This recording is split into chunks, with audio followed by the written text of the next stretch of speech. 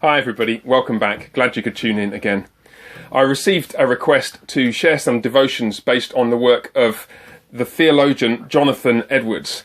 And I thought that was a fantastic idea. I wish I'd thought of it myself. Jonathan Edwards has been described as America's greatest theologian. And if you've read any of his works, then you will have some idea of why that's the case. He's actually one of my own personal theological heroes, and it's a pleasure to be able to share a few thoughts from his writings with you. Trouble is, where do you start? If you get Jonathan Edwards' works and lay them on a shelf, you've got 5, 6, 7 feet of shelf space occupied by his published writings. We're not going to be going through all those in these devotions, don't worry.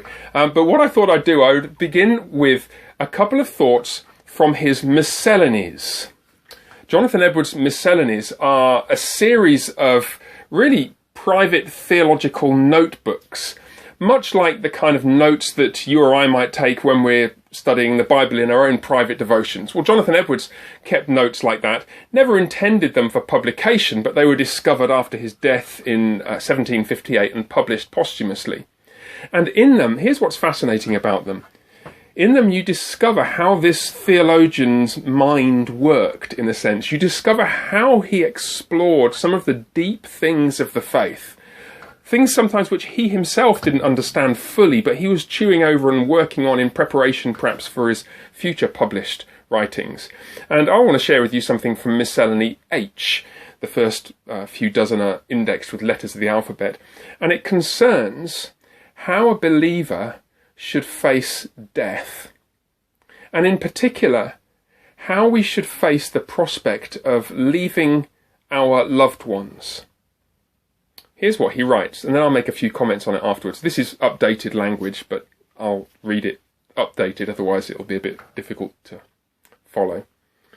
When a believer dies, he has no cause at all to grieve at the prospect of leaving behind his dear friends and beloved relations, for he does not actually leave them. Rather, he continues to enjoy them in Christ, because everything that we love in one another is found in Christ to an infinite degree. You see what he's saying? We may fear death for all kinds of reasons, and maybe we shouldn't fear death as much as we do. But one thing that we certainly shouldn't be sorry about, Jonathan Edwards says, is the prospect of leaving behind on earth those whom we love. Because, Jonathan Edwards says, and here's the key point, we're not leaving them. We'll continue to be found in Christ and close to him, and because we're close to Christ, we will be close to all of our beloved friends and relations, because everything that we love in our friends, everything we love in our family, our loved ones, is in Christ. Just think about that for a second. What do we love about our closest friends, our family members? Well, we love just the relational closeness that we have with them, the fact that we just sort of know them so well, we have that intimacy and closeness with them. That's the relationship we have with Christ. That certainly will be the relationship we have with Christ, perfected after death and in glory. We love the godly character traits of our closest friends, don't we? We love what Christ has done in them. But then remember, of course, what we love about their godly character traits is what Christ has done in them. And Christ has given himself to them to make them like that. And so Edwards says we'll still enjoy and possess that in Christ.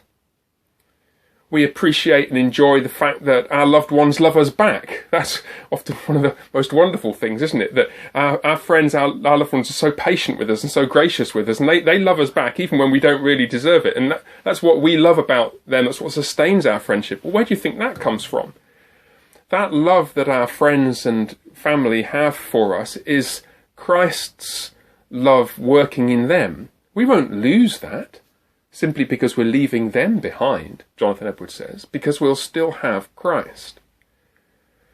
We love our friends because of what they've done for us. Let's be honest about it. This is part of what we love about people, their generosity and kindness to us. Well, that's Christ's generosity and kindness working in and through them. We won't lose that, even in leaving them behind, because we'll have it in Christ. you might think that surely we would be leaving behind the unique character traits of individual people. And this is where I'm inclined to think maybe Edwards has not quite got everything right here. Isn't it the case that, let's say, your husband or your wife or your best friend, they are actually different from Jesus, aren't they? They're not identical with Jesus. And so you will leave behind that aspect of them, won't you? Part of me wants to say, yes, we will. Maybe we will miss that. But then on the other hand, maybe Edwards would reply, well, even the unique perfections of individual people that we appreciate uniquely about them actually come from Christ. Maybe you could put it like this.